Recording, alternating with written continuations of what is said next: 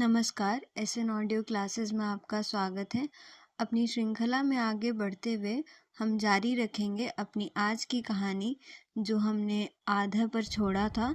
निर्मल वर्मा की कहानी माया दर्पण। तो चलिए शुरू करते हैं। चलते चलते अचानक इंजीनियर बाबू रुक गए। अपने वे टीले रखे हैं उन खोखलों के पीछे। इंजीनियर बाबू की दृष्टि कहीं दूर जाकर अटक गई थी। तरन जिज्ञासा भरी दृष्टि से उनकी ओर देखने लगी। सड़क बनने के बाद उन सबको गिरा दिया जाएगा। रेलवे लाइन के सामने आप जो बंजर भूमि देखती हैं, उसे जोता जाएगा। नहर के इस तरफ कारखाने बनेंगे। आपके देखते देखते सब कुछ बदल जाएगा। इंजीनियर बाबू का स्वर एकदम उत्साहपूर्ण हो गया था। सुबह शाम की धूप और उनके चश्मे का शीशा बार बार झिलमिला उठता था। और भी ना जाने इंजीनियर बाबू ने कैसी कैसी अजीब बातें कही थी। तरन विस्मय से देखती रही थी। सोचती रही थी कि देखने में चाहे इंजीनियर बाबू कॉलेज के छात्र से लगते हों, जानते बहुत कुछ हैं। उसे हंसी केवल इस बात पर आई थी कि वह इतना उत्तेजित होकर क्यों बोल रहे हैं। वह कोई उनका विरोध थोड़ी कर रही है। रेलवे लाइन के फाटक के पास आकर वे रुक गए। इंजीनियर बाबू एकाएक चुप हो गए थे, मानो शाम के घिरते अंधियारे का सूनापन उन्हें भी छू गया हो। आकाश पर हंसिया चांद उग आया था। टीलों की ऊंची नीची रेखाएं जो दोपहर के समय तीखी और सख्त दिखाई देती थी, संध्या के फीके आलोक में बेहद नरम और हल्की पड़ गई थी, मानो अपना अलगाव छोड़कर वे चुप एक दूसरे के पास सरक आई हों।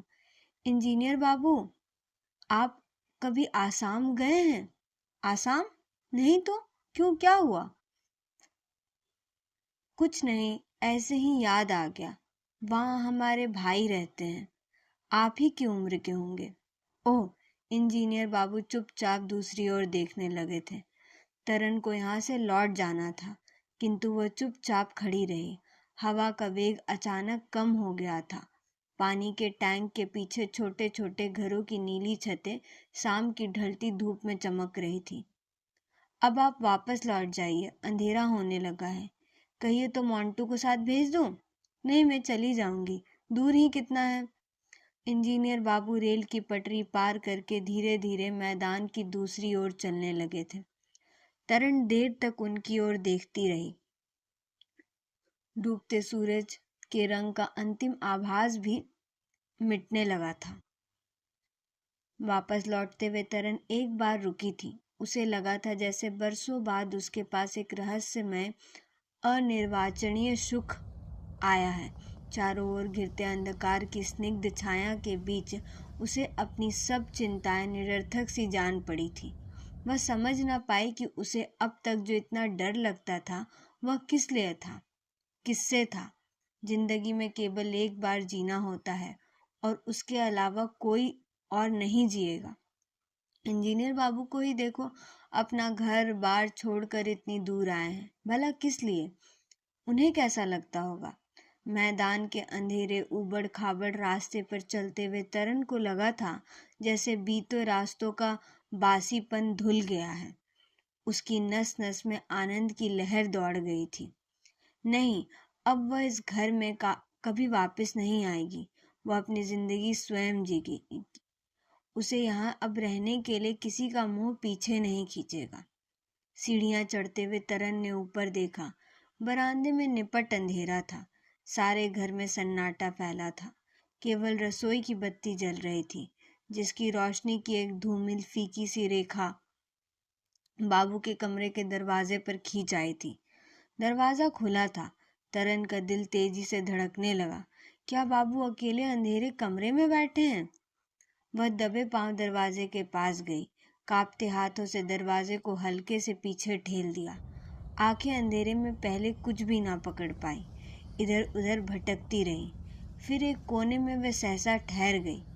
एक टक देखती रही तरन। निद्रा में चलते मरीज की तरह बाबू कमरे में घूम रहे थे। कभी कभी अकस्मात कमरे के बीच खड़े हो जाते थे, मानो किसी भूली हुई चीज को याद कर रहे हों। फिर अचानक उनके पांव मुड़ जाते। और वे कोने की ताक में रखी हुई बरसों पुरानी तस्वीर के सामने आ खड़े होते। उभरी हुई नीली नसों से भरे कांपते बूढ़े हाथों से वह फ्रेम पर जमी हुई धूल की परतों को साफ करते। धूल कहाँ साफ हो पाती, केवल उनकी उंगलियों की छाप तस्वीरों की पुराने जर्द शीशों पर उभर आती। कोई शक्ल है जो व्यतीत के धूमिल पर्दे पर दिए की लौ किस्सी झिलमिला रही है। जॉर्ज पंचम का सिल्वर जुबली के समारोह के अवसर पर बरसों पहले जो फोटो लिया गया था, बाबू मंत्रमुग्ध होकर अपलक उसे देख रहे थे। रियासत के अंग्रेजी रेजिडेंट और अन्य राज्य अधिकारियों के बीच जहां दीवान साहब बैठे हैं, फोटो के उस कोने पर बाबू की आंखें स्थिर हैं, स्तंभित सी जमी रह गई हैं, मानो वह अपने को ही पहचान पाने का प्रयास कर रहे हों। क्षण भर के लिए भ्रम होता है, क्या बाबू सचमुच वहाँ हैं, जहाँ खड़े दिखते हैं? क्या इस घड़ी उनके संग कोई नहीं है? दरवाजे के पास दीवार से सटकर तरन पत्थर सी खड़ी रही। आंखों पर एकाएक विश्वास नहीं हुआ। पहली बार तरन ने बुढ़ापे को ऐसे निरावृत अवस्था में देखा था, और वह बिना हिले डुले सुन्न सी खड़ी रही थी। बाबू के रूखे सफेद बाल, पतले लकड़ी से हाथों पर नीले रस जैसी नसें, चेहरे की असंख्य उदास झुर्रियां, क्या यह सब कुछ उनकी आंखों के सामने उसके देखते देखते हो गया? बाबू! तरन के होठ फड़फड़ा उठे। वह अंधेरे कमरे में बाबू के सामने आकर खड़ी हो गई। जीवन में पहली बार उसने बाबू को इतने निकट जाने का साहस किया। बाबू ने धीरे से सिर उठाया, तरन की ओर देखा और देखते रहे। तुम यहाँ क्यों आई हो तरन? उनका गला भरा सा आया, आंखों में कतराता छलछला उठी। तरन कमरे से बाहर चली आई, देर तक अंधेरे बरामदे में खड़ी रही। एक भयावह सा विचार उसके मस्तिष्क में धीरे धीरे रेंगता रहा। बाबू उसे कभी नहीं छोड़ेंगे और वह उनसे कभी अलग नहीं हो सकेगी। वह अकेली रहेगी, किंतु बाबू की छाया से बंधी हुई, और बाबू का अकेलापन हमेशा जिंदगी भर उससे जुड़ कर रहेगा। वह क्षण जो उस शाम आया था रेलवे लाइन के सामने, जब वह इंजीनियर बाबू के संग खड़ी थी, वह शायद गलत था। अपने संबंध में एक सुखद भ्रम से अधिक कुछ नहीं। वह क्षण भर उसके जीवन में कभी नहीं आएगा। रात भर बुआ के कमरे में खांसने का स्वर सुनाई देता रहा। आधी रात के समय तरन बाबू के कमरे तक गई थी और न जाने कितनी देर तक अंधेरे में दरवाजे से सटकर खड़ी रही थी। उसे लगा था मानो माँ उस रात दोबारा मर गई हो, और जो आंसू बचपन में नहीं बहा सके थे, वो इतने बरसों में इसी रात की प्रतीक्षा कर रहे थे। अपने कमरे में वापस आकर तरन चुपचाप खुली खिड़की के आगे खड़ी रही थी। दूर तक मैदान में फीकी सी चांदनी बिखरी थी। रेलवे लाइन के परे 3-4 बत्तियां टिमटिमा रही थी। इन्हीं के आसपास कहीं इंजीनियर बाबू रहते होंगे, तरन ने सोचा। उसे उस क्षण इंजीनियर बाबू की बात याद हो आई कि कुछ वर्षों में सब कुछ बदल जाएगा। क्या इंजीनियर बाबू सच कह रहे थे? क्या सचमुच सब बदल जाएगा? और तरन के होठों पर एक रूखी सी मुस्कुराहट फैल गई थी। खिड़की से हटकर तरन अपने पलंग पर लेट गई। थकान के मारे पलकें भारी हो गई थी, फिर भी देर तक सोना नहीं हो सका। एक बार बीच में कच्ची नींद का हल्का सा झोंका आया था, जो लगा था जैसे सामने भाई खड़े हों। वैसी ही शक्ल थी, वही उदास सी आंखें, और तरन देर तक भाई के बारे में सोचती रही थी। कितने बरसों से उन्हें नहीं देखा है। अब तक तो शायद वह बिल्कुल बदल गए होंगे। एक धुंधली सी तस्वीर आंखों के सामने उभर जाती है।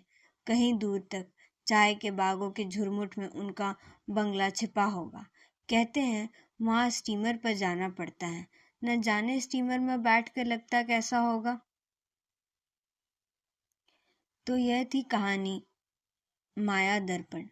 अब हम फिर मिलेंगे दूसरी कहानी के साथ, जिसका शीर्षक होगा लंदन की एक रात। धन्यवाद।